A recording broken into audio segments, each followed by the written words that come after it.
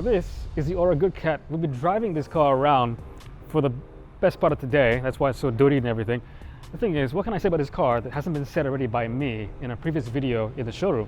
So if you want to look at the car and it's nice and clean and pristine, look over there. Hyundai and Ora seem to be going for this kind of retro futuristic type design language thing for their EVs. In the case of the Good Cat, it's all about curvaceous lines, when you have the opposite with Hyundai with the Ioniq 5, all about straight lines. There isn't a straight line that I can find really on the Good Cat. Note the similarities in terms of like stylism between this and the revived under BMW Mini Cooper. So many parallels. 18-inch wheels. Speaking of BMWs, these don't look particularly big, okay? But looking at them right now, in the flesh, they are 18 inches. You buy BMW M Sport cars with 18-inch wheels. So this is not one of your really complex EVs with all-wheel drive. This is actually just a single motor to the front axle, to the front wheels.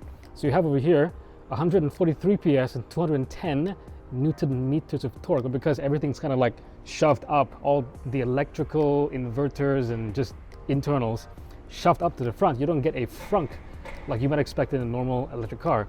Instead, you have a normal, think of it as engine bay, which you can close, and all the practicality is basically in the interior and the boot. Okay, the price of being trendy. Look, you have this very kind of like funky looking rear end design with a RoboCop kind of visor, taillights, right? Okay, look, Ora Great Wall Motors hasn't actually told us how much space there is with the seats up. For your groceries, for your just general junk in the boot, you have about 250-ish liters, I would say. And also, notice over here, the load lip is extremely high, almost my waist height. Granted, I'm not very high, but it's just a pain to carry things, you know, from down here onto the boot. It is built on the Lemon platform, so Great Wall Motors like unified vehicle platform, and it boasts quite a big battery for its size, 63 kilowatt hours. Okay, and then paired with the little electric motor up front over there, which is not very powerful, but that means you get a lot of range. So on the older NEDC testing cycle, you get 500 kilometers on a single charge. We set off on a car that didn't have 100% charge. Even then, it showed 450-ish kilometers. We've been driving and right now it's showing me 330 kilometers in mixed driving. That's pretty impressive. Again, going with this kind of futuristic retro design, there are certain things in here that just kind of make it go wow. One of them is in fact the fact that you have a sunroof, a panoramic sunroof. You don't get that.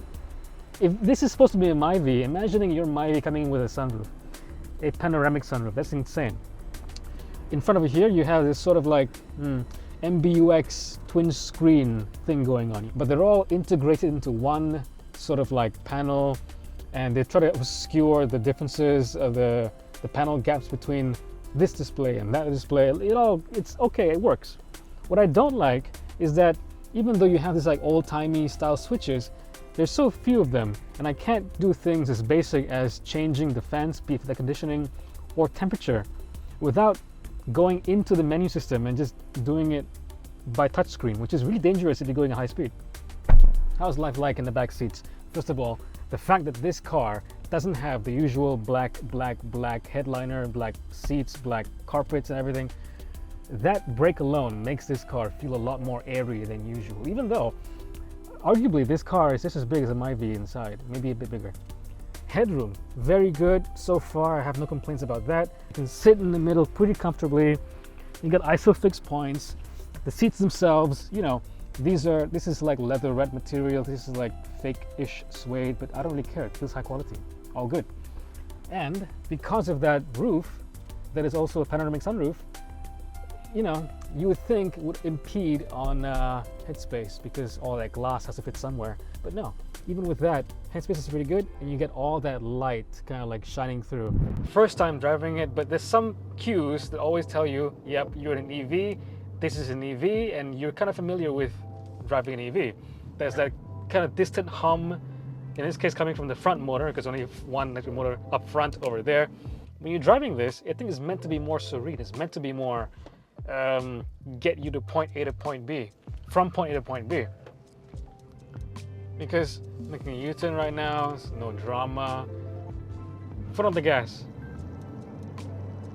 Or not gas, I mean the whatever pedal. 90 kilometers per hour, I'm just cruising along at the speed limit. This is not really a highway. It's pleasant. Cars going by, there you go. I felt that and I heard that very clearly. This thing definitely needs more insulation. 143 PS, 210 Newton meters of torque. We had 4 adults in the car. Had no problem going up a hill. It felt still quite frisky, responsive. Feels good. Doesn't feel like I'm in a, I don't know, a lesser product. This feels like a high quality car.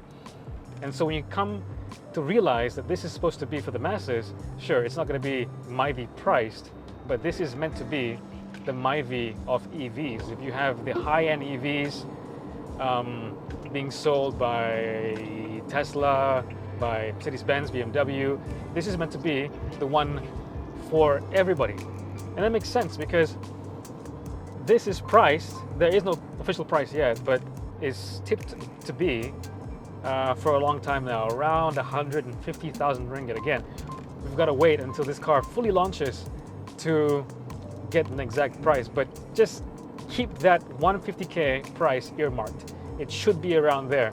And that's what exactly is so exciting about this Good Cat, this Ora Good Cat. The fact that it's bringing EV, attainable, desirable EVs to the market. I would dare say it's actually one of our most anticipated EVs coming soon, coming in the next year, couple of years. Because this, more than any other EV in the market, or coming to market so far into Malaysia, I think will do the most impact, as in like will get the normal person interested in buying an EV. It is not something out of reach. It isn't something crazy fast or crazy outlandish in specs or its looks. It looks like a car you could own, like a car you could drive to work and just do your normal routine like a car. But it's also an EV, which is the genius of it. And the fact that it's also going to be, hopefully, CKD, locally assembled, in a few years, because that's apparently what Great Wall wants to do with Malaysia. They want to introduce a bunch of new cars, both hybrid, petrol-powered, and EV, and at least make some of them, or most of them, locally assembled. Maybe, you know what, in a few years, this could be, at launch, 150K. But give it a few years, and locally assembled, this could be 100,000, 120, maybe less than that, but maybe even more aggressive tax breaks and incentives from the government. This could be 100K, maybe even less than that. Think about that. A 500 kilometer on a single charge EV with a lot of power, a lot of style factor, and pretty good build quality for less than 100,000 ringgit. That smells like a revolution.